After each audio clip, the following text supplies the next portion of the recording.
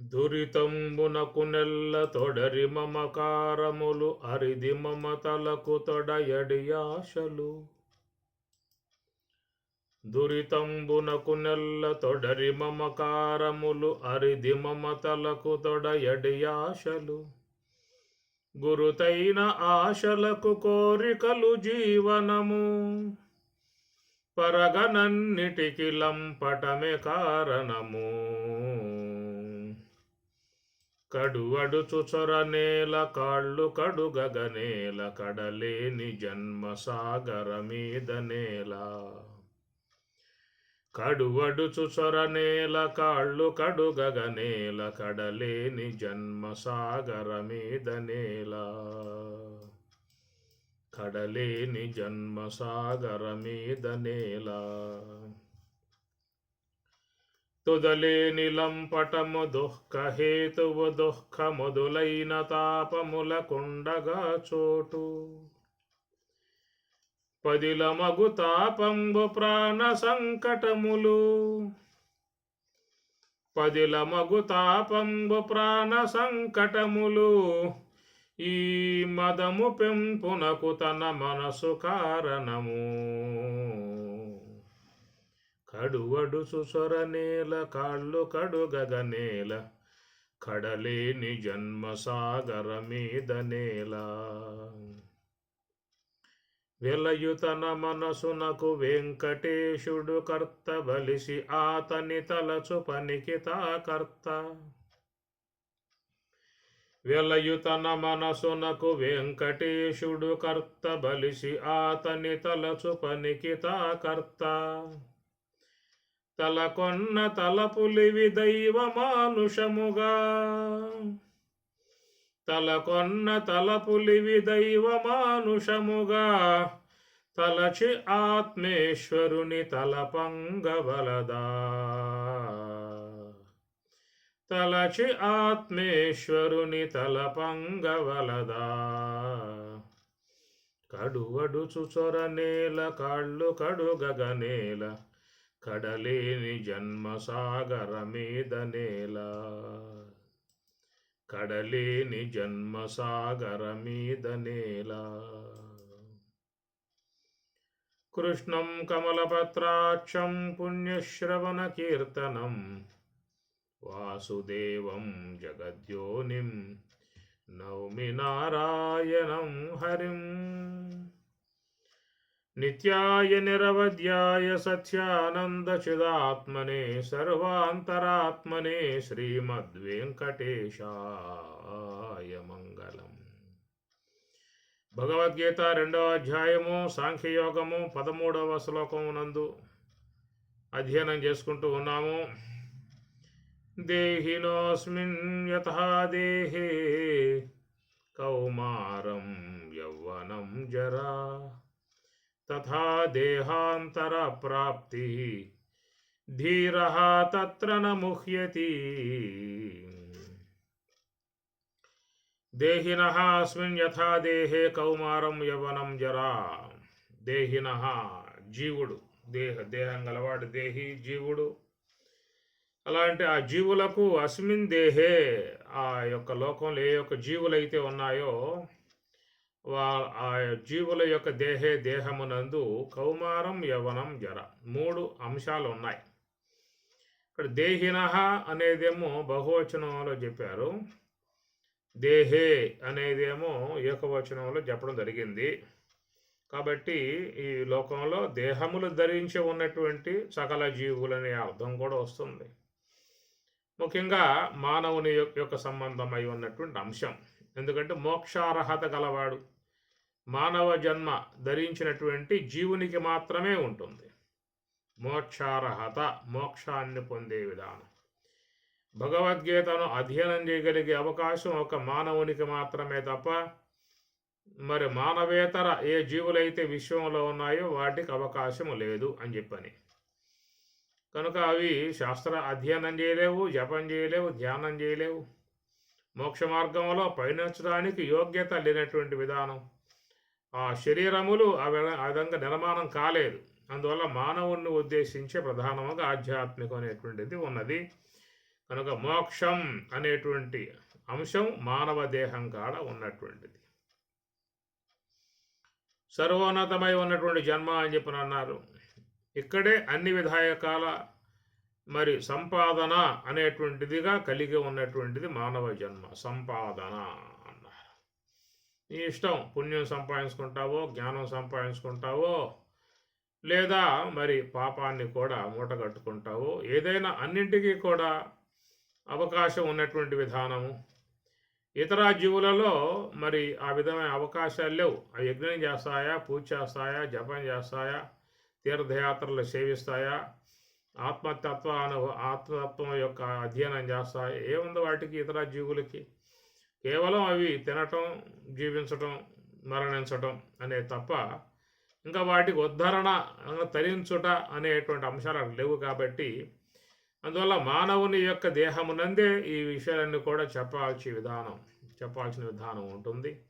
అందువల్ల మోక్షార్హత అనేటువంటిది దేహినః అనగా దేహం గల జీవుడు, అతడు మానవ దేహమును ధరించి ఉన్నటువంటి విధానం గల జీవునికి మాత్రమే ఈ మోక్ష సంబంధమై ఉన్నటువంటి యొక్క అంశం, ప్రబోధం, జ్ఞాన ప్రబోధం అంతా కూడా వీనికే, మానవునికే.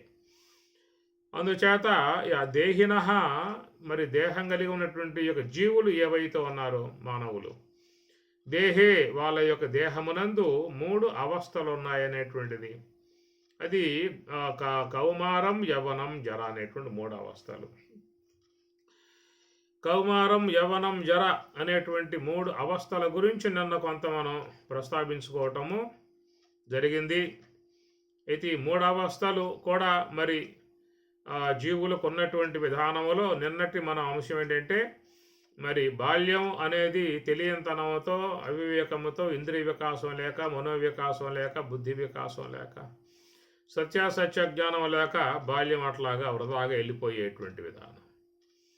రెండవది చివరి వృద్ధాప్యం, చివరి బాల్యం, వృద్ధాప్యం.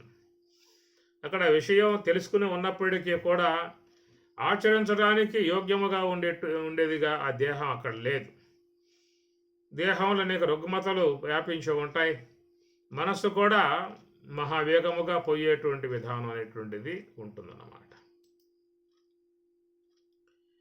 ఆ విధంగా మరి మనస్సు మహావేగముగా పోయే విధానం ఉంటుంది. కాబట్టి వృద్ధాప్యంలో అక్కడ కూడా మరి ఆ వయసులో కాళ్ళు చేతులు సహకరించవు, ఇంద్రియాలు కూడా మహావేగంగా చంచలత్వం కలిగి ఉంటాయి, మనసు కూడా వేగంగా ఉంటుంది, దేహంలో పటుత్వం తగ్గిపోతుంది. ఇవన్నీ ఉండటం కారణంగా వృద్ధాప్యం కూడా కొంతవరకు మనకు ఉపయోగం లేకుండా పోయే అంశముగా చెప్పుకున్నాం. మధ్యలో ఉన్నటువంటి యవ్వనం అనేటువంటిది మాత్రమే కొంచెం మంచి పాఠవం కలిగి, ఇంద్రియ పాఠవం కలిగి, దేహం కూడా శక్తివంతం కలిగి, చక్కగా అన్ని అనుకూలాలకి మార్గమై ఉన్నటువంటిదిగా ఒక యవ్వనం అనేటువంటి అంశం నిన్న మనం ప్రస్తావించుకోవటం జరిగింది. సరే, ఈ పూట అంశం ఏంటంటే కౌమారం, యవ్వనం, జరా, 3 అవస్థలు అనేటువంటి చెప్పుకొస్తున్నటువంటి విధానము. మరి వీటిలలో చివరిది జరా అనేటువంటి మాటగా స్వామివారు చెబుతూ ఉన్నారు. జరా అని చెప్పనంటే అసలు ముసల్తనం అనేది అర్థం ఒకటి వస్తుంది. జరా అనేటువంటిది ఒక రాక్షసిగా మనకి భారతంలో వస్తుంది. జర అనే రాక్షసి చేత సంధానం చేయబడ్డాడు కాబట్టి వాడికి జరాసంధుడు అనే పేరు కూడా ఉన్నది. జరాసంధుడు అనేది. కాబట్టి జర అంటే రాక్షసి. అంటే ఏమిటంటే ఎట్లా రాక్షసి భయపెట్టే విధానంగా ఉంటుందో ఆ విధంగా ఈ వృద్ధాప్యం అనేది కూడా ఎప్పటికప్పుడు అతనిని భయపెట్టే పరిస్థితిగా ఉంటుంది. ఏ పూట ఏమవుతుందో, ఏ పరిస్థితి ఎట్లా వస్తుందో, అనుకూలాలు ఉంటాయో అననుకూలాలు ఉంటాయో, ఏమన్నా మూలబడితే ఎలాంటి పరిస్థితి మనం చూసేదేవరా సమయంలో, తిరుగుతూ ఉండగా వెళ్ళిపోతే మంచిది కదా అనేటువంటి విధాయకాలుగా ఆలోచనలు రేకెత్తే విధానం వృద్ధాప్యం పైబడ్డ తర్వాత ఉంటుంది. ఇది అభినివేశము అని చెప్పని మనకి పంచ క్లేశములలో అభినివేశం అనేటువంటిది ఒక క్లేశముగా పతంజలి చెప్పటం జరిగింది. పంచక్లేశములు అవిద్య, అస్మిత, రాగద్వేష, అభినివేశ పంచ క్లేశాహ అని అంటారు. దాంట్లో క్లేశము అభినివేశము అని అనగా మరణ సంబంధమై ఉన్నటువంటి ఆ యొక్క క్లేశం అన్నమాట. అది వృద్ధాప్యం పైబడ్డప్పుడు దాని ద్వారా కలిగేటువంటి క్లేశము అనేటువంటిది వృద్ధాప్యం ద్వారా ఉంటుంది. అందరూ సాధారణంగా కోరుకుంటారు వయసు పైబడిన తర్వాత ఏమి అనాయాసేన మరణం వినా దైన్యేన జీవనం దేహాంతే తవ సాయుధ్యం దేహిమే పురుషోత్తమ అని ఇట్లాగా కోరుకుంటారు. అనాయాసేన మరణం, ఎవరికి ఇబ్బంది పెట్టకుండగా, ఎవరి చేత చేవలు చేసుకోకుండగా, ఎవరి చేత చివాట్లు తినే విధానం లేకుండగా, పరమేశ్వర నాకున్నది అనాయాసముగా వచ్చే మరణం అనేది ప్రాప్తింపచేయి. ఎందుకంటే జీవితాన్ని ప్రసాదించిన వాడివి నీవు కాబట్టి కనుక జీవితం యొక్క చరమాంకంలోకి వచ్చేశారు కాబట్టి ఇక ఆ పరిస్థితి చాలా దారుణంగా ఉండే విధానం అవుతుంది. కనుక అలాంటి విధానం లేకుండా, ఎవరికి ఇబ్బంది లేకుండా సుఖంగా ఉండేట్లుగా నన్ను ముందుగా తీసుకెళ్ళాయా అనే విధానంగా భగవంతుని వాళ్ళు వేడుకోవటం ఉంటుంది. ఆ వయసు పైబడ్డటువంటి విధానములో వాళ్ళకి ఆలోచన ఏర్పడుతుంది. అనాయాసేన మరణం వినా దైన్యేన జీవనం, దైన్య జీవనం, ఎక్కడా కూడా ఎవరి దగ్గర కూడా దీనంగా వాళ్ళని దేబిలించే విధానంగా ఉండేటువంటి పరిస్థితి మాత్రం నాకు తేమాక అనేటువంటిది కోరుకుంటాడు. వినా దైన్యేన జీవనం దేహాంతే తవ సాయుధ్యం, అయా దేహం పోయిన తర్వాత ఇక నీ వద్దకు చేర్చుకో, ఇక మళ్ళా జన్మలంటూ ఏమి కూడా ప్రసాదించే విధానం చేయమాక, చాలు ఎంతవరకు ఎత్తాను అనుభవించాను అయిపోయింది, ఇక మళ్ళా పుట్టే విధానం లేకుండా దేహాంతే తవ సాయుధ్యం, నీ యొక్క సన్నిధిలోకి తీసుకొస్తామనే విధానంగా భక్తులై ఉన్నటువంటి వారు భగవంతుని ప్రార్థిస్తారు. ఆ ప్రకారంగా ఇది మరి ఆ జర అనే పదం కూడా ఏంటంటే భయపెట్టే విధానంగా ఉంటుంది కాబట్టి ఈ ముసలితనానికి జరా అనేటువంటి పదం ఇక్కడ వాడారు. నిరంతరంగా భయపెట్టే విధానంగా ఉండేటువంటిదిగా ఉన్నది. కౌమారం యవ్వనం జరా, ఈ ప్రకారంగా 3 అవస్థలు అని చెప్పని అన్నారు. మరి 3 అవస్థలేనా ఇంకేం లేవా అని చెప్పనంటే పరమాత్మ ఇంకొక అవస్థ ఇక్కడ చెబుతూ ఉన్నాడు. తదా దేహాంతర ప్రాప్తి, దేహాంతర ప్రాప్తి అనేది మరొక అవస్థ ఉందని చెప్పేసరి 3 అవస్థలే కాదు, రోజువారీగా మనకు 3 వస్తూ ఉన్నాయి. అనగా జాగ్రత్త అవస్థ ఆస్వాదిస్తూ ఉన్నాం, స్వప్నావస్థని పొందుతూ ఉన్నాం, సుషుప్తి అవస్థలో విశ్రమించి సుఖాన్ని అనుభవించి మళ్ళీ బయటకు వస్తూ ఉన్నాం. ఇట్లా రోజువారీగా మనకి 3 అవస్థలు కూడా అనుభవంలోకి వస్తున్నటువంటి విధానమే. కాబట్టి జాగ్రత్త అవస్థ ఉందా అని చెప్పనంటే సందేహం ఎందుకయ్యా, మనం ఉన్నది ఇప్పుడు జాగ్రత్త అవస్థలో కదా, సందేహిస్తావేమిటి అని చెప్పనంట. మన స్వప్నావస్థ ఉందా అని చెప్పనంటే స్వప్నావస్థ వస్తుంది కదా, రాత్రి పడుకుంటే స్వప్నమే కదా వచ్చేది, కనుక స్వప్నావస్థ వస్తుంది, అది ఉన్నది అని చెప్పనంట.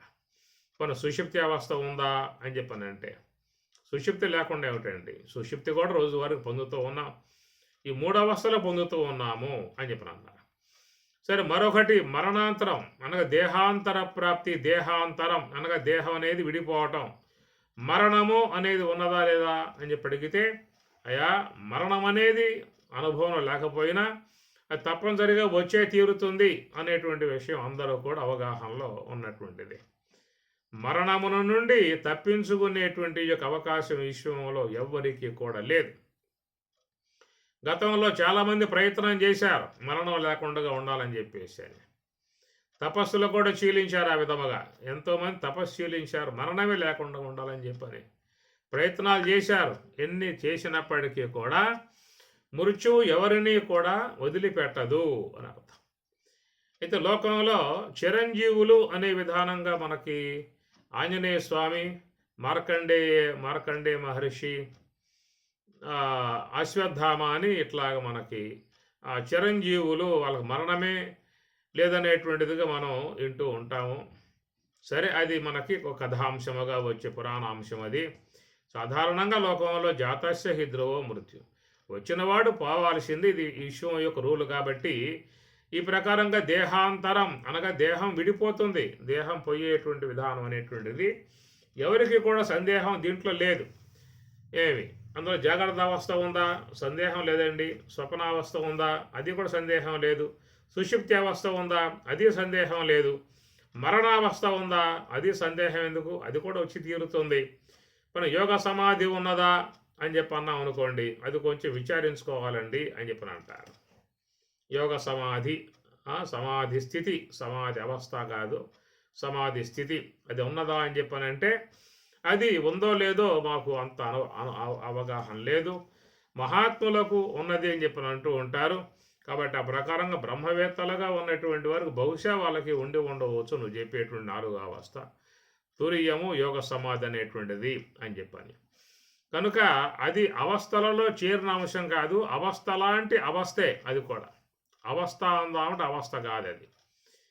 ఎందుకంటే అజ్ఞాన సంబంధమై ఉన్నటువంటి యొక్క వాటిలనే అవస్థలుగా చెప్తారు. అవస్థలు అంటే బాధింపబడేటువంటివి అన్నమాట. కాలాంతరంలో బాధింపబడేటువంటి వాటిలను అవస్థ అని చెప్పని అంటారు.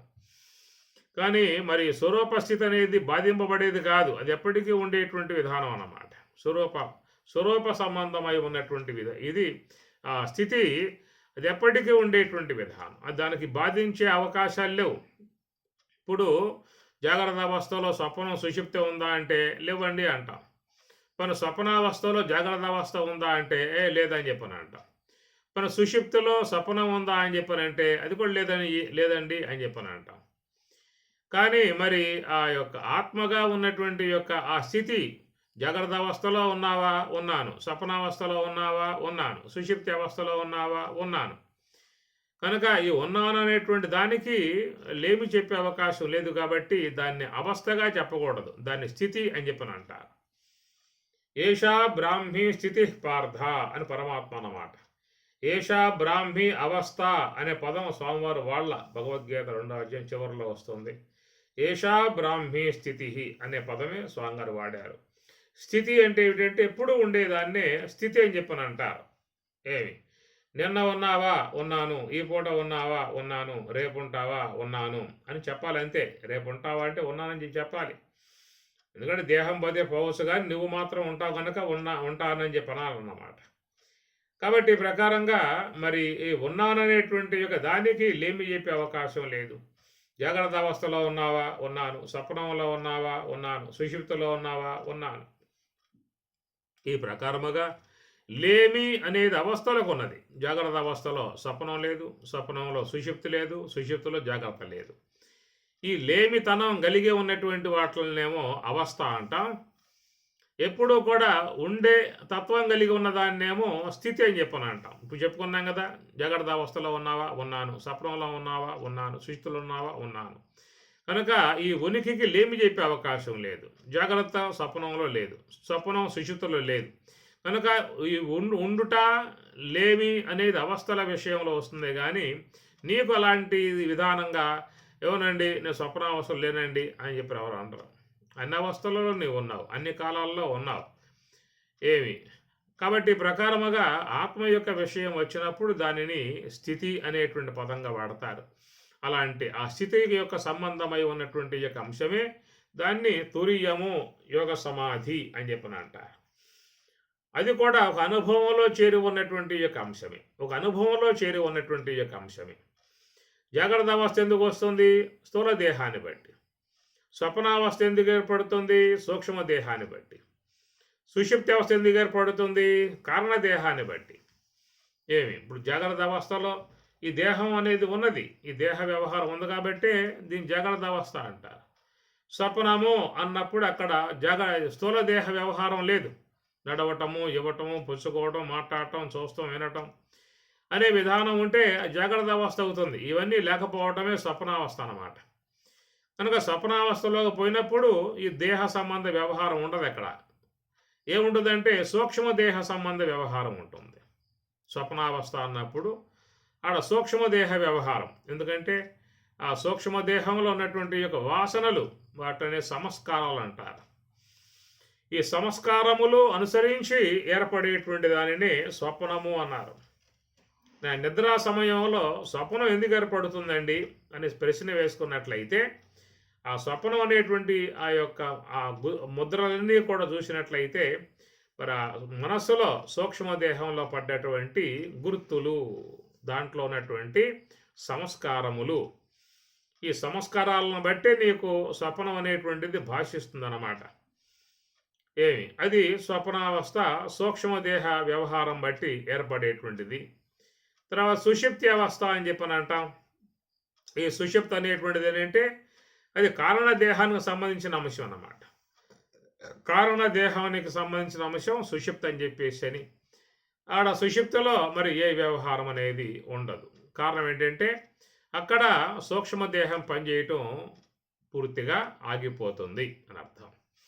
ఎట్లయితే స్వప్నావస్థలో సూక్ష్మదేహం పనిచేస్తూ ఉన్నప్పుడు స్థూల దేహం గమ్మున పడిపోతుందో, ఏ వ్యవహారంలో పడిపోతుందో, అట్లాగా మరి కారణదేహం యొక్క సంబంధమై ఉన్న సుషుప్తి ఏర్పడ్డప్పుడు మరి ఇంద్రియాత్మకమై ఉన్నటువంటి సూక్ష్మదేహం కూడా ఈ పని చేయటం మానుకుంటుందన్నమాట. కాబట్టి ప్రకారముగా మన సూక్ష్మదేహం యొక్క సంబంధమై ఉన్నటువంటి సూక్ష్మదేహంతో సంబంధం పడి స్వప్నాలు గాంచుతూ ఉన్నప్పుడు స్థూల దేహ కదలికలు ఉండవేక. అటనే కారణదేహంతో సంబంధం పడి ఆ సుషుప్తి అనుభవాన్ని పొందుతూ ఉన్నప్పుడు సూక్ష్మదేహ కదలికలు దీనికి ఉండవు అన్నమాట. సూక్ష్మదేహ కదలికలేమో ఇంద్రియాలు, స్థూలదేహ కదలికలేమో అవయవాలు, కరచరణాదులు, కాళ్ళు చేతులు మొదలైనటువంటి అవయవాలు పనిచేసే విధానం ఉండదన్నమాట. కాబట్టి సూక్ష్మదేహం వ్యవహరిస్తూ ఉన్నప్పుడు మరి సూక్ష్మదేహం వ్యవహరిస్తూ ఉన్నప్పుడు స్థూల దేహం అది గమ్మున ఉంటుంది. అట్లనే కారణదేహం యొక్క సంబంధ అవస్థ ఏర్పడ్డప్పుడు సూక్ష్మదేహం కూడా గమ్మున ఉంటుంది. అంతే, ఏం చేసే అవకాశాలు లేవు. కాబట్టి ప్రకారముగా సూక్ష్మదేహం వ్యవహరించిందా అంటే స్వప్నం అన్నాం, అప్పుడు స్థూల దేహం పనిచేయదు. కారణదేహం గనక అది తన యొక్క అవస్థను పొందిందా అని చెప్పనంటే సూక్ష్మదేహం కూడా పనిచేసే విధానం లేకుండా ఉంటుంది. ఈ ప్రకారంగా వచ్చేటువంటి వాట్లను జాగ్రత్త అవస్థ, స్వప్నావస్థ, సుషుప్తి అవస్థ అన్నారు. స్వప్నావస్థ రావాలంటే ఎట్లాగయ్యా అనే మాట చూసినట్లయితే అక్కడ జ్ఞానేంద్రియాలు, కర్మేంద్రియాలు పనిచేయటం మానుకోవాలి. ఎవరైనా స్వప్నం అనే అనుభవాన్ని పొందాలన్న అపేక్ష ఉన్నట్లయితే, ఆ స్వప్న లోకాన్ని గాంచాలనే అపేక్ష ఉన్నట్లయితే వాళ్ళకేంటంటే జ్ఞానేంద్రియాలు, కర్మేంద్రియాలు రెండు కూడా పనిచేయటం మానుకోవాలి. ఈ రెండు వర్గాలు పనిచేస్తూ ఉంటే నీకు స్వప్నలోకం వీక్షించే అవకాశం లేదు. జ్ఞానేంద్రియ, కర్మేంద్రియాలు ఉపశమిస్తేనే నీకు స్వప్నలోకాన్ని చూసే అవకాశం ఏర్పడుతుంది అన్నమాట. ఒకవేళ సుషుప్తి అనుభవాన్ని పొందాలని అపేక్ష నీకు ఉందనుకో, లోనున్నటువంటి యొక్క సూక్ష్మదేహం, అంతరేంద్రియాలతో చేరి ఉన్న సూక్ష్మదేహం అది గనక పనిచేయటం మానుకుంటే తప్ప నీకు సుషుప్తి అనుభవం వచ్చే అవకాశం లేదు. అదన్నమాట గమనించాల్సిన అంశం ఇది. కనుక స్వప్న సంబంధమై ఉన్న అవస్థ అనుభవాన్ని పొందాలనే అపేక్ష నీకు ఉన్నట్లయితే అక్కడ జ్ఞానేంద్రియ, కర్మేంద్రియాలు పనిచేయటం అనేది ముఖ్యంగా మానుకోవాల్సి ఉంటుంది. అవి మానుకోము, మేము అట్లా పనిచేస్తూ ఉంటాము అని మొండికేసి కనుక కూర్చున్నాయా అని చెప్పనంటే నీకు నిద్ర పొందే అవకాశం లేదేక. జ్ఞానేంద్రియ, కర్మేంద్రియాలు అవి సహకరించి అలాగేనాయా నువ్వు ఇది పడుకుంటా అని చెప్పి అంటున్నావు కాబట్టి మేము విశ్రమిస్తాము, మేము పనిచేయటం మానేస్తాము, గమ్మున ఉంటాము అని అవి సహకరించడం కారణంగా నీకు స్వప్నానుభవం అనేది కలిగే అవకాశం ఉన్నది. ఒకవేళ సుషుప్తి అనుభవం నీకు కలగాలని చెప్పి అన్నట్లయితే అంతరేంద్రియాలు, మనస్సు, బుద్ధి, చిత్త, అహంకారాది అంతరేంద్రియాలు, వాసనలు అవి కూడా సద్దుమనగాలి, అవి కూడా విశ్రమించాలి. లేదయ్యా మేము అట్లా పనిచేస్తాం, మా వల్ల కాదు విశ్రమించటము, మేము పనిచేస్తానే ఉంటాం అని కనుక మొండికేసాయా అని చెప్పినట్టు నీకు ఆ సుషుప్తి అనుభవం కలిగే అవకాశం లేదు. అంతే సంగతులు. కనుక అవి సహకరించాయి కాబట్టి నువ్వు అనుకున్న విధానంలో ఆ సుషుప్తిలో చక్కగా ఆత్మానందాన్ని పొందే ఉద్దేశం ఉందయ్యా నాకు, కనుక సుషుప్తి అవస్థకు పోయే ఉద్దేశం ఉంది అని మొరబెట్టుకుంటే అవి నీకు సమ్మతించి లోనున్న అంతరింద్రియాలు నీకు సహకరించి అవి పనిచేయటం మానుకోవటం కారణంగా నీకు సుషుప్తి అవస్థ అనేటువంటిది కలిగింది. చక్కగా అక్కడ ఆనందాన్ని ఆస్వాదించే విధానంగా ఉందన్నమాట. కాబట్టి ప్రకారముగా ఈ ఇంద్రియముల యొక్క సముదాయము నీకు సహకరించందే నువ్వు ఒకదాని నుంచి మరొక దానికి పోయే అవకాశం లేదు. సహకరించకపోతే నువ్వు జాగ్రత్త అవస్థలను తారట్లాడాల్సిందే, మరొక అవస్థ దర్శించుకునే అవకాశం లేదు. అవి సహకరించి విశ్రమిస్తేనే మిగతా అవస్థలు నీకు అనుభవానికి వచ్చే అవకాశం ఉన్నది. అది కాబట్టి ముందుగా జ్ఞానేంద్రియ, కర్మేంద్రియాలు సహకరిస్తేనే నీకు జాగ్రత్త అవస్థ అనేది తొలగిపోతుంది. స్వప్నలోకాన్ని వీక్షించుకునే అవకాశం నీకు కలుగుతుంది. అట్లనే అంతరేంద్రియాలు కూడా పనిచేయటం మానేసే విధానం సహకరిస్తేనే నీకు సుషుప్తి యొక్క సంబంధమైన అనుభవాన్ని పొందే అవకాశం ఉంటుంది. అలాగే మరొకటిగా ఉన్నటువంటి యొక్క తురీయముగా చెప్పేదాని విషయం చూసినట్లయితే అక్కడ కూడా ఇవన్నీ కూడా సహకరించాలి. సహకరించందే అది లభ్యమయ్యే అవకాశం లేదు. అదొక స్థితి అన్నారు. యోగ సమాధి అనేటువంటిది ఒక స్థితి అన్నారు. దాని విషయంలో కూడా ఇవన్నీ కూడా సహకరించాలి. ఎట్లయితే స్వప్నానుభవం పొందాలని అపేక్ష ఉన్న నీకు ఇంద్రియాలు సహకరించి అవి కొంచెం మరి మెల్లగా సన్నగిల్లి పనిచేయకుండా పోయే విధానం కలగటం కారణంగా ఇక అట్లా స్వప్నానుభవం కలిగిందో, అట్లనే సుషుప్తి అనుభవాన్ని పొందాలని అపేక్ష ఉన్నటువంటి యొక్క నీకు అంతరేంద్రియాలుగా ఉన్నటువంటి పనిచేయటం అవి మెల్లగా మానుకొని ఉండటం కారణంగా నీకు ఎట్లా సుషుప్తి అవస్థ అనేది కలిగిందో, అట్లాగా మరొకటిగా ఉన్నటువంటి యోగ సమాధి బ్రాహ్మీ అనుభవము, అంటే యోగ సమాధి అనేది కూడా నీకు కలగాలని చెప్పి అన్నట్లయితే ఇక్కడ కూడా ఇవన్నీ కూడా మరి నీకు సహకరించాల్సిన పరిస్థితి ఉన్నది. కానీ ఏమవుతుందయ్యా అని చెప్పనంటే ఒక తురీయము అనేటువంటి ఒక అనుభవాన్ని పొందాలనేటువంటి విషయముగా ఉన్నటువంటి వాళ్ళకి ఇవి సహకరించటం లేక ఇబ్బంది పడుతున్నటువంటి పరిస్థితి. చాలామంది అవస్థలు పడుతున్న విధానం ఏమే ఇంద్రియాలారా, నేను స్వప్నావస్థ పొందాలంటే సహకరించారే, మీరు సన్నగిల్లారు కదా, నిద్రపోయారు కదా, నా స్వప్నావస్థ వచ్చింది కదా. ఓ అంతరేంద్రియాలారా, మరి మీరు సుషుప్తి అవస్థ పొందే ఉద్దేశం నాకు మీరు సహకరించి అట్లా పనిచేయటం మానుకోవడం కారణంగా కదా నేను సుషుప్తి అనుభవాన్ని పొందింది. అంటే ఇప్పుడు మాకు యోగ సమాధి అనుభవాన్ని పొందే ఉద్దేశం నాకు ఉన్నది. కానీ అది పొందాలంటే మీరు యథావిధిగా విశ్రమించాలి. ఎట్లా స్వప్నావస్థ పొందే విషయంలో జ్ఞాన కర్మేంద్రియాలు సహకరించాయో, ఎట్లా సుషుప్తి అనుభవాన్ని పొందేటువంటి విషయంలో అంతరేంద్రియాలు సహకరించాయో, అంటే యోగ సమాధిని పొందటానికి గల విషయంలో కూడా మరి మీ యొక్క సహకారం నాకు పూర్తిగా ఉండాలి. పూర్తిగా ఉండగలిగితేనే నేను అనుకున్నటువంటి యోగ సమాధి అనబడేటువంటి అంశాన్ని పొందగలిగే అవకాశం ఉంటుంది. కానీ ఇక్కడ మాత్రం అన్ని మొరాయించి మొండికేసి ససేమిరా అని చెప్పని లెక్క చేయని విధానంగా ఉండటం కారణంగా అందరూ కూడా యోగ సమాధి పొందేటువంటి విషయంలో బాధపడుతున్నటువంటి పరిస్థితి అన్నమాట. ఇక్కడ మాత్రం అవి ఏమి కూడా మాటినే రకంగా కనపడటం లేదు. ఆ విషయం మీద మహాత్ములు కూడా కాస్త వాళ్ళు శ్రద్ధ వహించి వాళ్ళు మొండి పట్టు పట్టి ఆ విధంగా వాళ్ళు యోగ సమాధి యొక్క విషయముగా ప్రయాణం చేస్తూ ఉన్నారు.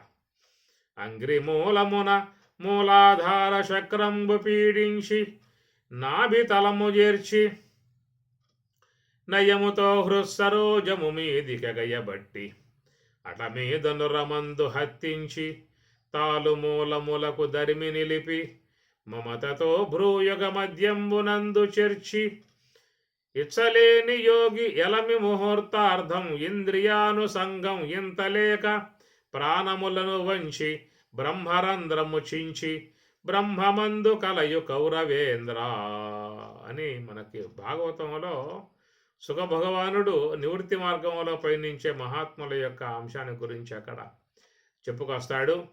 ఇది ఇక్కడ కొంచెం ఏంటంటే ప్రయాసతో చేరి ఉన్నటువంటి అంశం అయింది యోగ సమాధి అనబడేటువంటిది.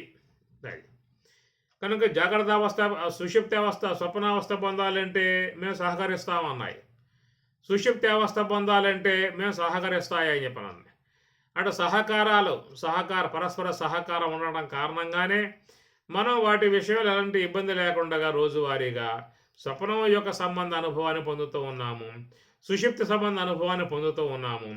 కానీ ఇక్కడ శాస్త్రం బోధించే అంశముగా ఉన్నటువంటి యోగ సమాధిగా చెప్పేటువంటి ఏ యొక్క అనుభవం ఉన్నదో దాని విషయంలో మాత్రం ఇవన్నీ కూడా మొరాయించి ఉన్న విధానము అక్కడ మాత్రం వీళ్ళు గట్టిగా తమ యొక్క ప్రయత్నం చాలా తీవ్ర స్థాయిలో చేయాల్సిన విధానం ఏర్పడుతుంది. ఇక్కడ గనక అట్లాగే విశ్రమించాయి అని చెప్పనంటే దాన్ని ఇక యోగ సమాధి అన్నారు. ఊర్ధ్వశూన్యం అధశూన్యం మధ్యశూన్యం నిరామయం సర్వశూన్యం నిరాభాసం సమాధిస్తస్య లక్షణం అని ఉత్తర గీతలో స్వామివారు సమాధి యొక్క సంబంధమై ఉన్న అంశాన్ని బాగా బోధిస్తారు.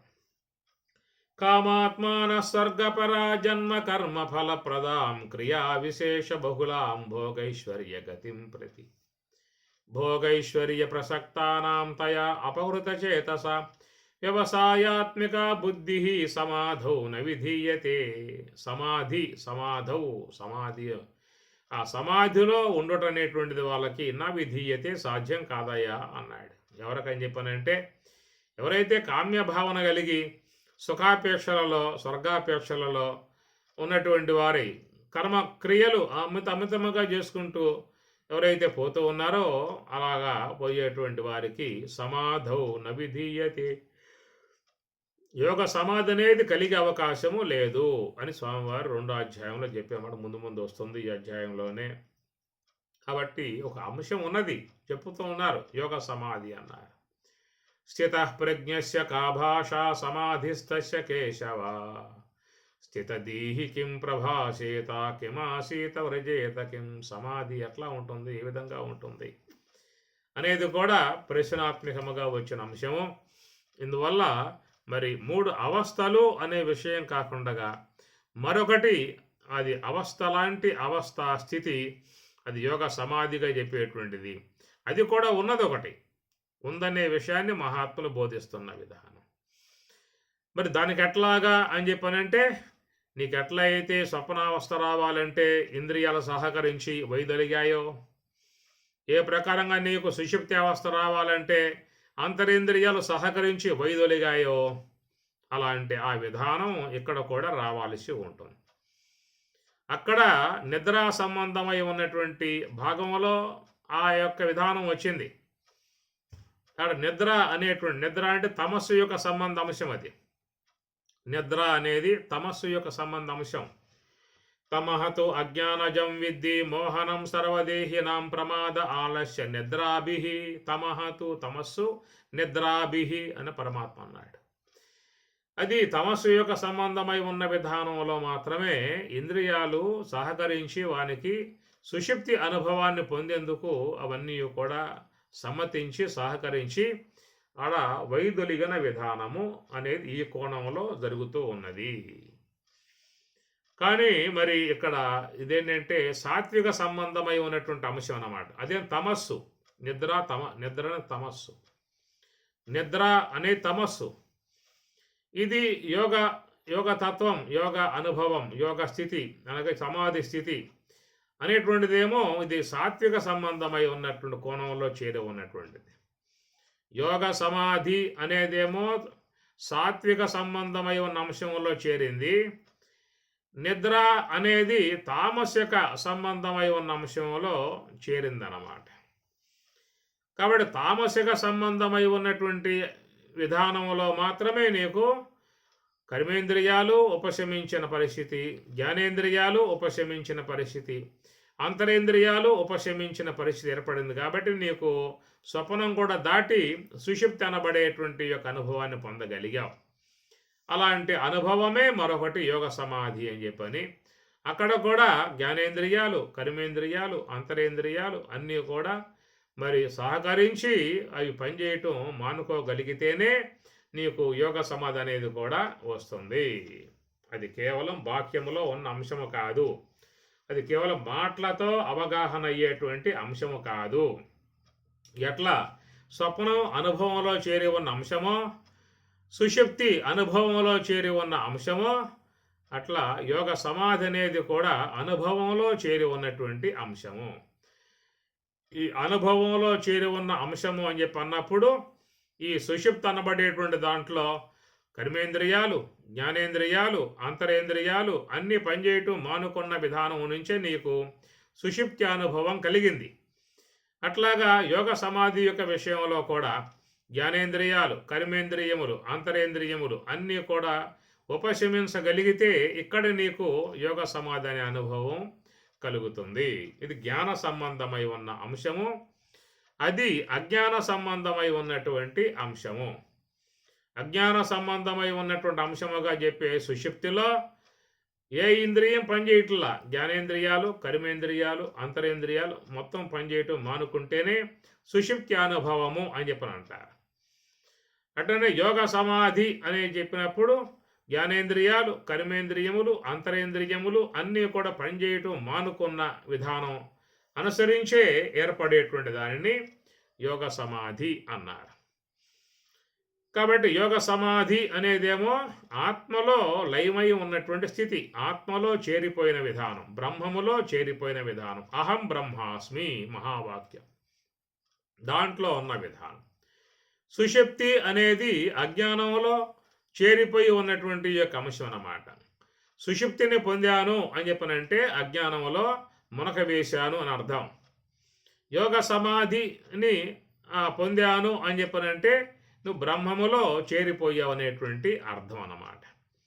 కాబట్టి ఈ ప్రకారంగా మరి యోగ సమాధిగా చెప్పే అంశములో కానీ, సుషుప్తి అనబడేటువంటి దాంట్లో చెప్పే అంశము కానీ, రెండు చోట్ల కూడా ఇంద్రియాల సహకారం తప్పనిసరిగా ఉండాల్సి ఉన్న విధానము. అవి ఉపశమించందే మాత్రం నీకు ఈ రెండిట్లలో ఏది కలగదు. అటు సుషుప్తి అయినా, ఇటు యోగ సమాధి అయినా ఈ ఇంద్రియాలు ఉపశమించందే నీకు అది రాదు, ఇది రాదు. పరమాత్మ గీతలో చెప్పిన మాట 12వ అధ్యాయంలో సర్వద్వారాన్ని సంయమ్య మనోహృది నిరుధ్య చ మూర్ధనయాదాయాత్మన ప్రాణ ఆశ్రితో యోగధారణ.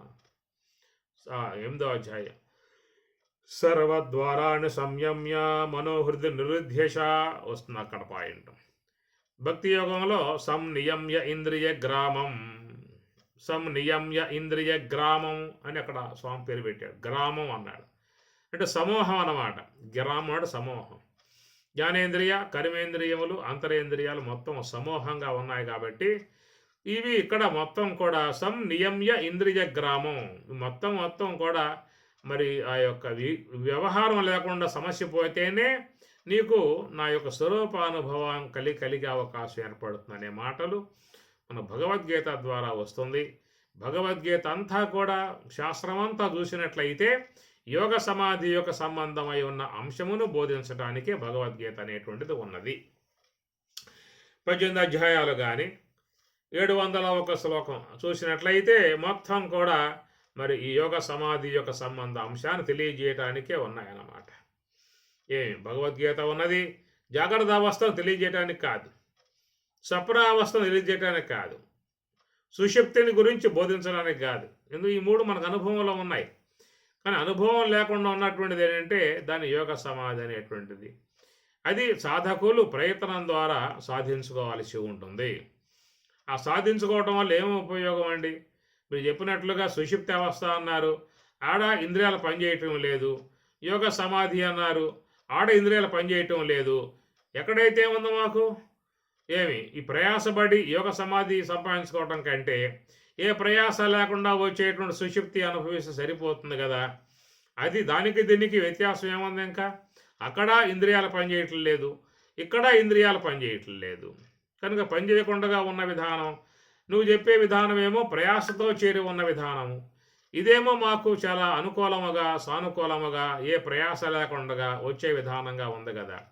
కాబట్టి ఇక్కడ ఇంద్రియాలు పనిచేసే విధానం లేదు, అక్కడ ఇంద్రియాలు పనిచేసే విధానం లేదు. ఎక్కడైతే మాకెందుకండి? కనుక శ్రమతో కూడిన వ్యవహారం కాబట్టి మేము దాని జోలికి పోము.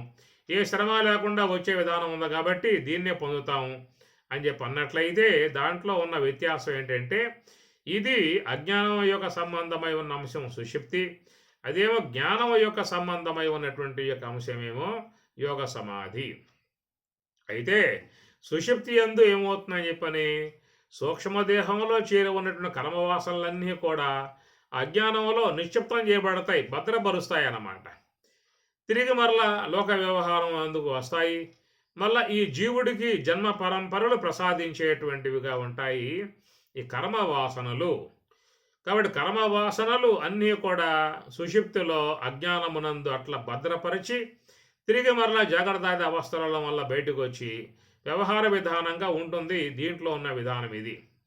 అది యోగ సమాధిని పొంది ఉన్నట్లయితే అక్కడ జన్మకు హేతువై ఉన్న కర్మవాసనలన్నీ కూడా ఆడ దగ్ధం చేయబడతాయన్నమాట. జ్ఞానాగ్ని దగ్ధ కర్మాణం అని చెప్పాను లేదా. యథా ఏధాం సమిద్ధోగ్ని భస్మసాత్ కురుతేర్జున జ్ఞానాగ్ని సర్వకర్మాని భస్మసాత్. బాగా మండేటువంటి అగ్నిలో కట్టెలు వేసేట్లా కాలిపోతాయో అట్లా యోగ సమాధి సంబంధమై ఉన్న విధానంలో కలిగేటువంటి యొక్క మరి బ్రహ్మ జ్ఞానాగ్ని ద్వారా సమస్త కర్మలు దగ్ధం చేయబడతాయి. కాబట్టి తిరిగి మరలా ఆ జీవుడు మళ్ళా జన్మలకు వచ్చే విధానం ఉండదు. ఇది వ్యత్యాసం అన్నమాట. కనుక సుషుప్తికి యోగ సమాధికి సామ్యత ఉంది కదా అనేటువంటి మాట మీద చూసినట్లయితే ఇది ఉన్నటువంటి యొక్క వ్యత్యాసము. సుషుప్తి అనేటువంటిది అజ్ఞాన సంబంధం కాబట్టి అక్కడ అది కర్మవాసనలకు విరోధి కాదు. అజ్ఞానము కర్మవాసనలు ఈ రెండు కలిసే కదా జీవులకు దేహాన్ని ఇచ్చేది. అజ్ఞానం అనేది జన్మకారకం, అందువల్ల దాన్ని కారణ దేహం అన్నారు. అజ్ఞానాన్ని కారణ దేహం అన్నారు. కారణం అంటే జన్మ కారణం, దాన్ని కారణ దేహం అన్నారు అజ్ఞానాన్ని. రెండవది మరి లోన ఉన్న సూక్ష్మ దేహంలో ఉన్నటువంటి కర్మవాసనలు అవి కూడా జన్మకారకాలే. అజ్ఞానము జన్మకారకమే, కర్మవాసనలు కూడా జన్మకారకమే. రెండు కూడా జన్మలను ప్రసాదించే విధానమే.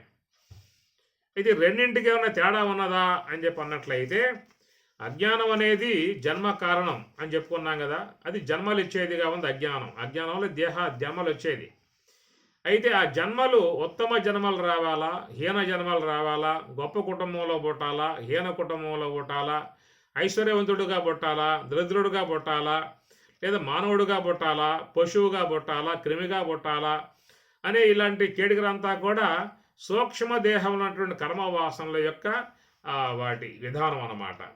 కర్మవాసనలు అనుసరించే వచ్చే జన్మ ఎక్కడ వీడికి అనే విధానాలుగా కర్మవాసనలను బట్టి వాళ్ళకి ఉంటుందన్నమాట. కాబట్టి ఉత్తమ గతులైన, ఉత్తమ దేహాలైనా, హీన దేహాలైనా ఇవన్నీ కూడా కర్మవాసనల యొక్క సాన్నిధ్యంలో ఉన్నటువంటి అంశం ఇది. కానీ జన్మకారకం మాత్రం అజ్ఞానం కనుక దానిని కారణ దేహం అని చెప్పి అన్నారు. కాబట్టి ప్రకారముగా మరి యోగ సమాధి అందు ఏమవుతుందయ్యా అని చెప్పనంటే ఈ సూక్ష్మ దేహములో జన్మకారకములుగా ఉన్న కర్మవాసనలు జ్ఞానాగ్ని ద్వారా కాల్పబడతాయి. కాబట్టి తిరిగి మరలా జీవుడు జన్మకు వచ్చే విధానాలు అనేటువంటివి ఉండవు అన్నమాట. ఇది ఉన్న వ్యత్యాసం. సుషుప్తికి యోగ సమాధికి ఉన్న వ్యత్యాసం చూసినట్లయితే సుషుప్తిని పొందేవారు మళ్ళీ జన్మలకు వస్తారు. ఎందువల్ల కర్మవాసనలు ఉన్నాయి కాబట్టి జన్మకు వచ్చే విధానం ఉంటుంది. యోగ సమాధిని పొంది ఉన్నటువంటి వారికైతేనేమో అవన్నీ కూడా జ్ఞానాగ్నిలో కాలిపోతాయి కాబట్టి జన్మకు వచ్చే విధానం అనేది ఉండదు అని చెప్పాలి. ఇట్లా అనగా సుషుప్తి యోగ సమాధి రెండు కూడా ఒక కోణంలో సామ్యత ఉన్నది. ఏమిటా సామ్యత అని చెప్పనంటే మరి సుషుప్తి అనబడేది కూడా జ్ఞానేంద్రియ, కర్మేంద్రియ, అంతరేంద్రియ అన్ని ఉపశమించాల్సిందే. ఏ కొన్ని ఉన్నా కానీ సుషుప్తి అనిపించుకోదు. కొన్ని విశ్రమించి కొన్ని పనిచేసేవిగా ఉంటే అది స్వప్నావస్థ అని చెప్పాల్సి వస్తుంది. అన్నీ పనిచేసేవిగా ఉన్నట్లయితే దాన్ని జాగ్రత్త అవస్థ అని చెప్పాల్సి ఉంటుంది. కాబట్టి కొన్ని పనిచేసి కొన్ని మానుకున్నట్లయితే అది స్వప్నముగా చెప్పాల్సి వస్తుంది. సుషుప్తి అన్నావు అంటే అక్కడ సశేషాలు ఏమి లేవేక జ్ఞానేంద్రియాలు, కర్మేంద్రియాలు, అంతరేంద్రియాలు మొత్తం కూడా ఉపశమించిన విధానం సుషుప్తి అనబడేటువంటిది. అలాంటి విధానమే యోగ సమాధిలో కూడా కలుగుతుంది. అట్లా వస్తేనే అది యోగ సమాధి కింద చెప్పే అవకాశం ఉంటుంది. ఇక్కడ కూడా మరి కొన్ని పని చేస్తూ కొన్ని విశ్రమిస్తే అది యోగ సమాధి కాదు. జ్ఞానేంద్రియ, కర్మేంద్రియాలు మాత్రం పడిపోయాయి, లోన అంతరేంద్రియం పనిచేస్తూ ఉందనుకోండి, అది యోగ సమాధి కాదు. కాబట్టి ప్రకారముగా యోగ సమాధి అనబడేది కూడా ఈ జ్ఞానేంద్రియ, కర్మేంద్రియ, అంతరేంద్రియ ఇవన్నీ కూడా ఉపశమిస్తేనే నీకు యోగ సమాధి అనబడేది. అటనే ఇక్కడ కూడా నిద్ర విషయంలో కూడా జ్ఞానేంద్రియములు, కర్మేంద్రియములు, అంతరేంద్రియములు ఈ మూడు కూడా విశ్రమిస్తేనే దాన్ని సుషుప్తి అవస్థ అని చెప్పాల్సి వస్తుంది.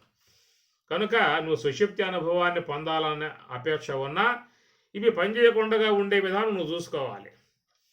యోగ సమాధి యొక్క అంశం నువ్వు దర్శించుకోవాలని చెప్పనన్నా ఈ మొత్తం కూడా పనిచేయకుండా ఉండే విధానంగా నువ్వు చూసుకోవాలి. అప్పుడే నీకు యోగ సమాధి అయినా కానీ సుషుప్తి అయినా కానీ నీకు కలిగే అవకాశం ఉంటుంది.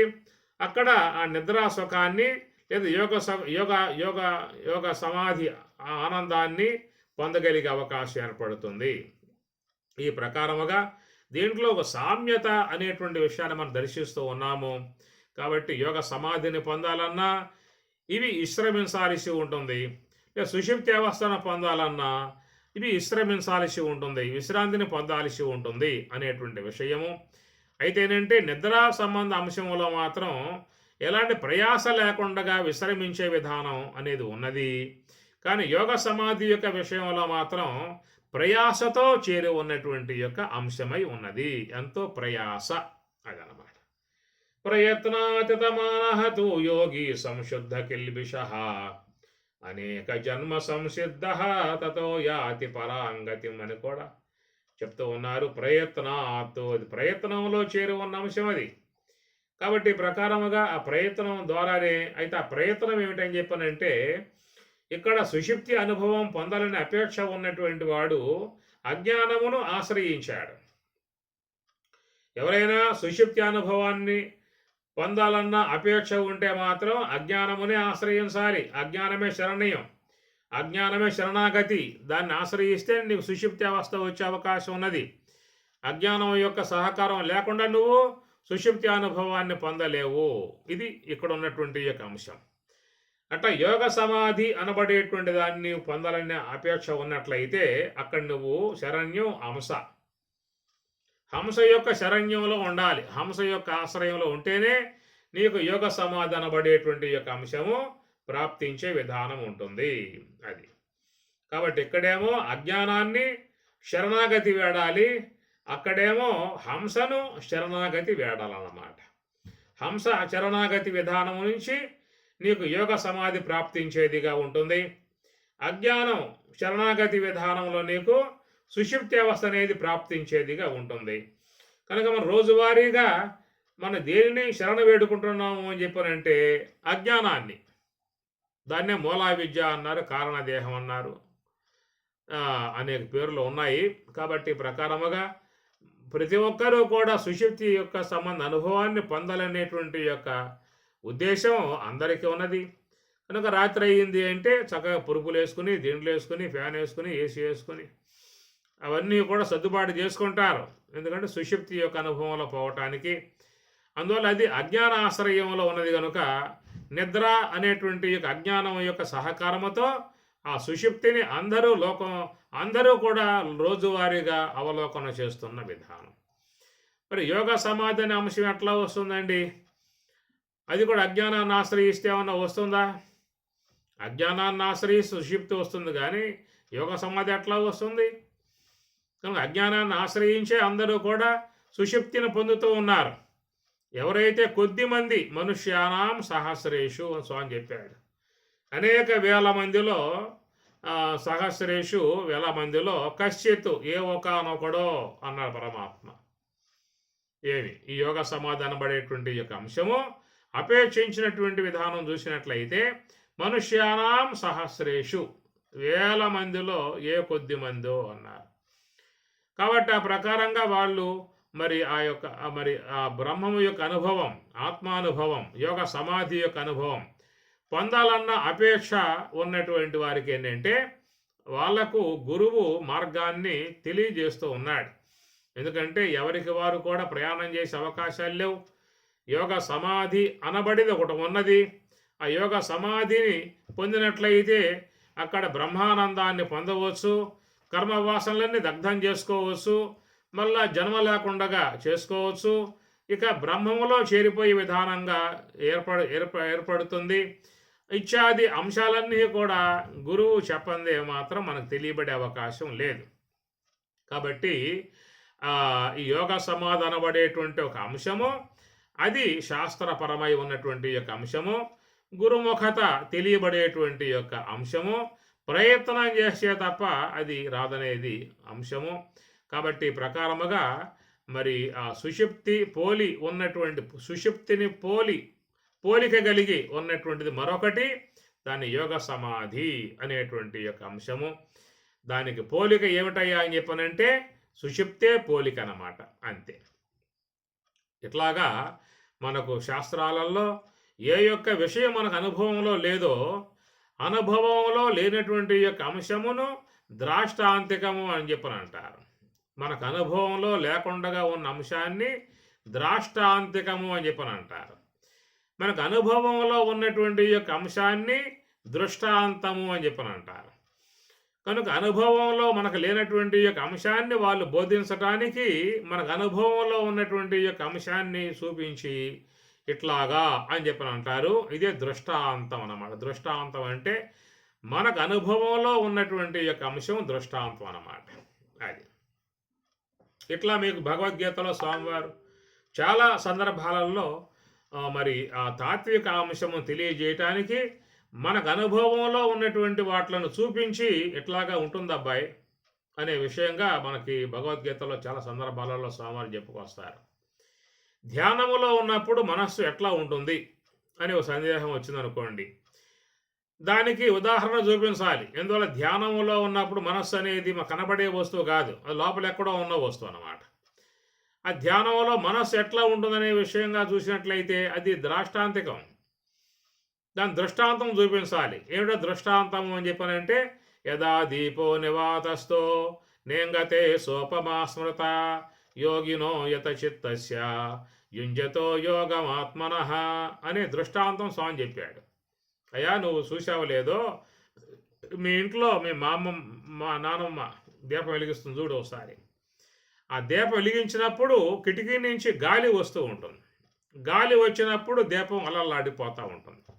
ఏమంటే ఏం చేస్తుంది, ఆ యొక్క ద్వారం మూసేస్తుంది. ఆ గాలి రాకుండా ఆ కిటికీ మూసేయటంతో ఆ గాలి రాకపోవడం కారణంగా దీపం కూడా చక్కగా ప్రశాంతంగా కదిలికలు లేకుండా దేదీప్యమానంగా ప్రకాశిస్తుంది. కనుక యథా దీపో నివాత, వాత అంటే గాలి, నివాత అంటే గాలి లేని. గాలి కనుక లేకపోయిందా అంటే ఆ దీపం నిశ్చలంగా ఉంటుంది. ఆ కిటికీ తీసావనుకో మళ్ళా గాలికి అల్లలాడిపోతూ ఉంటుంది. అలాగా స్వామివారు ఉదాహరణ చెప్పాడు. గాలి లేని చోట దీపం ఎట్లా నిశ్చలంగా ఉంటుందో అది నీకు అనుభవంలో ఉన్నటువంటి విషయం కాబట్టి ఆ ప్రకారంగా ధ్యానం చేసేటువంటి వాళ్ళ మనస్సు కూడా ఆ ప్రకారంగా ఉంటుందయ్యా అని ఇట్లాగా ద్రాష్టాంతికం అర్థం కావడానికి దృష్టాంతాన్ని ఈ విధంగా మనకి చూపించే విధానం భగవద్గీతలో చాలా సందర్భాలలో వస్తూ ఉంటుందన్నమాట. బ్రహ్మజ్ఞానిగా ఉన్నటువంటి వాడు మహాత్ములు లోకంలో ఉన్నారు కదా, వాళ్ళు కూడా మాతో పాటే ఉన్నారు కదా. అలాంటి వారు ఎట్లాగా మరి ఈ లంపటల్లో, ఈ సంసారాదులలో, ఈ వ్యవహారంలో, ప్రపంచ విధానాలలో చిక్కుపడకుండా ఉండే విధానం ఉంటుంది. వాళ్ళు మేమైతే అతుకుపోతూ ఉన్నాం, వాటిలో సఫర్ అవుతూ ఉన్నాం, దుఃఖాలకు గురవుతూ ఉన్నాం, వేదనలు గురవుతూ ఉన్నాం, మానసిక ఒత్తిళ్లు గురవుతూ ఉన్నాం. నానా దుఃఖాలు పొందింపజేసే విధానముగా విశ్వం అనేక రకాలుగా ఉన్నది. దాదాపుగా అందరూ నాతో పాటు అందరూ అని మామూలుగా వ్యక్తి అంటాడు. అందరూ కూడా ఏదో ఒక రకంగా బాధపడుతూనే ఉన్నారు, ఏదో ఒక విషయంలో బాధపడుతూనే ఉన్నారు. అయితే అందరికి ఒకే ఒక్క అంశం కాదు, ఎవరి యొక్క విధానంలో వాళ్ళు బాధపడే విధానం ఉంటుంది, సఫర పొందే అవకాశం విధానం ఉంటుంది. ఈ విధంగా ఉంది కదా. మరి ఇలాంటి విధానం లేకుండా మహాత్ముడు ఎట్లా ఉండగలుగుతాడు మాలాగా ఈ సొసైటీలో ఉన్నప్పటికి కూడా అన్నటువంటి దానికి అది కేవలం ద్రాష్టాంతికం అన్నమాట. ఆ ద్రాష్టాంతికానికి దృష్టాంతాన్ని చూపించాలి స్వామివారు ఇక్కడ. ఏమిటో దృష్టాంతము అని చెప్పనంటే పద్మపత్రం యవాంభస అన్నాడు. కనుక ఇక్కడ పద్మపత్రం అనే ఉదాహరణ ఇచ్చాడు. పద్మపత్రం తామరాకు. తామరాకు నీటిలోనే ఉంటుంది, నీటిలోనే పుడుతుంది, నీరే నివాసంగా ఉంటుంది, నీరే జీవనాధారమై ఉన్నది. నీరు లేకపోతే ఎండిపోతుంది. కనుక నీటిలోనే అది ఉండాలి, నీరు ఇడిచిపెట్టి ఉండే అవకాశం లేదు. ఇలా ఉన్నా కానీ ఆ నీటిని అంటకుండగా ఆ తామరాకు ఉన్నది కదయ్యా అన్నాడు. ఇది దృష్టాంతం అన్నమాట. మనకు అనుభవం ఉన్న విషయం దృష్టాంతం. దాన్ని చూపించి వీళ్ళు కూడా మహాత్ములుగా బ్రహ్మజ్ఞానులుగా ఉన్నటువంటి వాళ్ళు కూడా ఈ ప్రకారంగా సమాజంలో ఉంటారు, సంసారంలో ఉంటారు, 10 మందితో ఉంటారు, వ్యవహారం చేస్తూ ఉంటారు. ఇన్ని ఉన్నా కానీ పద్మపత్రం ఇవా వలె దానిలాగా వాళ్ళు ఏన్ని అంటకుండగా, దేని యొక్క ఆటుపోట్లు గురి కాకుండా, మానసిక ఒత్తిళ్లు గురి కాకుండా, దుఃఖాలకు గురి కాకుండా, బాధలకు గురి కాకుండా మనోస్థైర్యం కలిగి మనసును కంట్రోల్ పెట్టుకుని ఉండగలిగేటువంటి విధానము అనేది ఇక్కడ ఒక దృష్టాంతము, ద్రాష్టాంతికము, దృష్టాంతము. దృష్టాంతం చెప్పందే మీకు ద్రాష్టాంతికం అర్థమయ్యే అవకాశాలు ఉండవు. కనుక చాలా విషయాలు మీకు భగవద్గీతలో అనేక సందర్భాలలో స్వామివారు చెప్పుకొస్తూ ఉంటారు. బ్రహ్మజ్ఞానిగా ఉన్నటువంటి బ్రహ్మము యొక్క అనుభవాన్ని పొంది ఉన్నటువంటి వాడు ఎలా ఉంటాడు, ఏ విధంగా ఉంటాడు లోపల అనే విషయంగా వచ్చినప్పుడు దానికి ఉదాహరణగా దృష్టాంతం స్వామి చూపించిన విధానం సముద్రం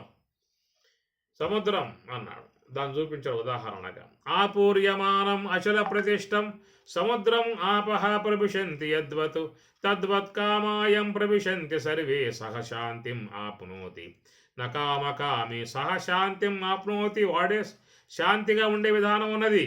ఎట్లాగా అని చెప్పనంటే ఆ సముద్రం ఒడ్డును కూర్చున్నాం అనుకో, అది చాలా భయానకంగా బీభత్సముగా ఉండేటువంటి దానం. సముద్రం ఒడ్డును కూర్చున్నట్లయితే వచ్చే అలలు కానీ ఆటుపోట్లు కానీ ఆ యొక్క వాటి గంభీరంగా ఎగిసిపడేటువంటి అలలు కానీ మింగేస్తా వచ్చావని చెప్పనంటే అన్న విధానంగా భయపెడుతూ ఉన్న విధానంగా ఆయన చూస్తే వాడు చాలా బాధపడే పరిస్థితి ఏర్పడుతుంది అన్నమాట.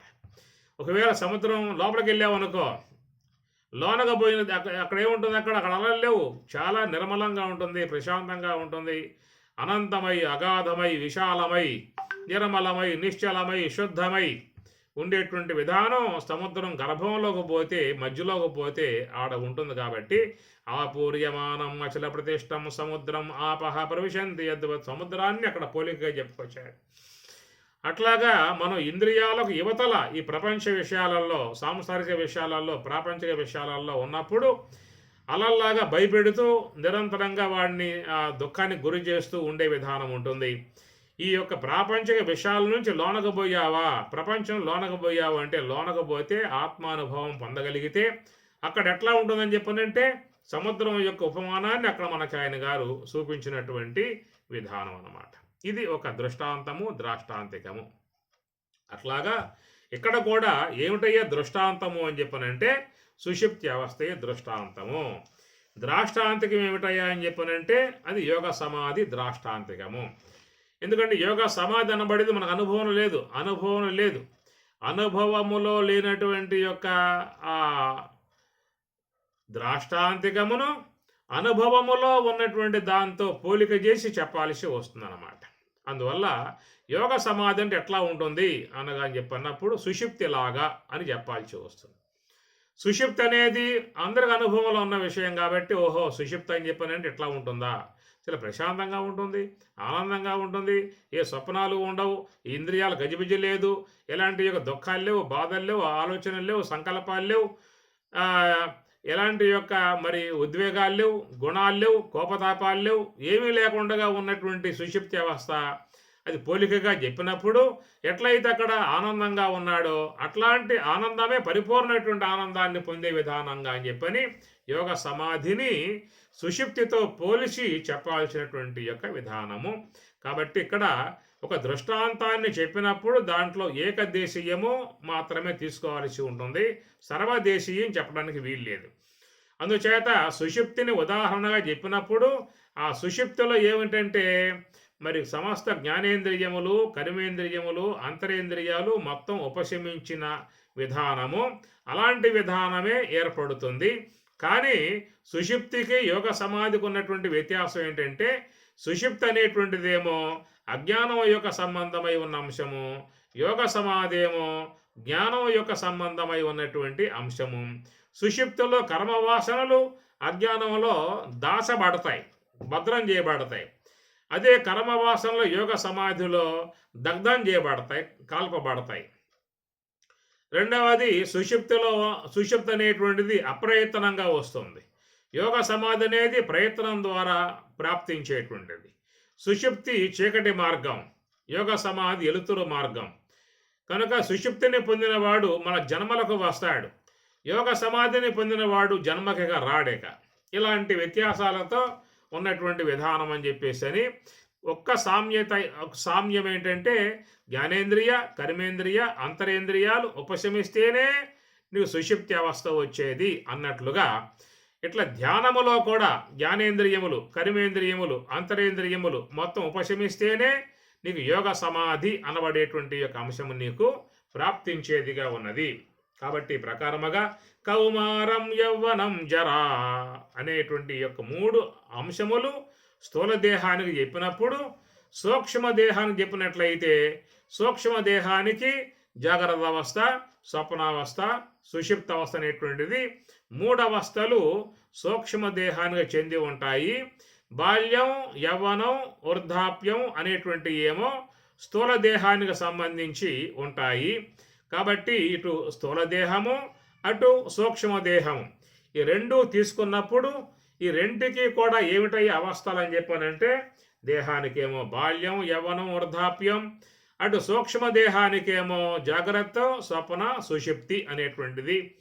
ఇవి చూసినప్పుడు మరి ఆ సూక్ష్మ దేహ విషయంలో చూసినప్పుడు ఈ జాగ్రత్త, స్వప్న, సుషుప్తి అనేదే కాకుండా మరొక అనుభవం, అది ప్రయత్న అధీనములో ఉన్న అనుభవము యోగ సమాధి అనేదేమో మరి ఈ మూడింట్లలో చేరకుండగా ప్రత్యేకంగా ఉన్న అనుభవము యోగ సమాధి అన్నమాట. అది కనుక సూక్ష్మ దేహ పరిధిలో ఉన్నటువంటి జాగ్రత్త, స్వప్న, సుషుప్తి 3 కూడా మనకు అనుభవంలో ఉన్నాయి. అట్లనే స్థూల దేహం యొక్క సంబంధ విధానంలోనేమో బాల్యము, యవ్వనము, వృద్ధాప్యము అనేటువంటివి 3 కూడా మనకి అనుభవములో ఉన్నాయన్నమాట. అయితే సూక్ష్మ దేహముగా ఉన్నటువంటి దాంట్లో జాగ్రత్త, స్వప్న, సుషుప్తి ఈ 3 కాకుండా మరొకటి ఉన్న అంశం ఏంటంటే యోగ సమాధి. అట్లనే స్థూల దేహ విషయంలో బాల్యము, యవ్వనము, వృద్ధాప్యము ఇది కాకుండా మరొకటి ఉన్నది ఏంటంటే దేహాంతర ప్రాప్తి అన్నమాట. అనగా మరొక దేహాన్ని పొందటం అనేది జన్మ అనే అంశం అన్నమాట. ఇక్కడ స్థూల దేహ విషయంలో మనకు అనుభవం లేకుండా ఉన్న అంశమేమో దేహాంతర ప్రాప్తి, జన్మ అనేటువంటిది. అక్కడేమో సూక్ష్మదేహ విషయంలో ఈ 3 కాకుండా మనకు అనుభవం లేకుండా ఉన్నటువంటి అంశమేమో యోగ సమాధి అనేటువంటిది. కాబట్టి ప్రకారముగా ఇక్కడ 3 అక్కడ 3 చెప్పినప్పుడు ఎగస్ట్రాగా చెప్పినట్లయితే సూక్ష్మదేహ విషయంలో సమాధి, స్థూల దేహ విషయంలో దేహాంతర ప్రాప్తి అనేటువంటి అంశము. ఈ దేహాంతర ప్రాప్తి అనే అంశం మీద కొంత మనం విశ్లేషించుకోవాల్సి ఉంటుంది. అంశం రేపు రోజున చూద్దాం. ఓం సహనావతు సహనౌ భునక్తు సహ వీర్యం కరవావహై తేజస్వినావధీతమస్తు మా విద్విషావహై. ఓం శాంతి శాంతి శాంతి. హరి ఓం తత్సతు. శ్రీ గురుభ్యో నమః. హరి ఓం.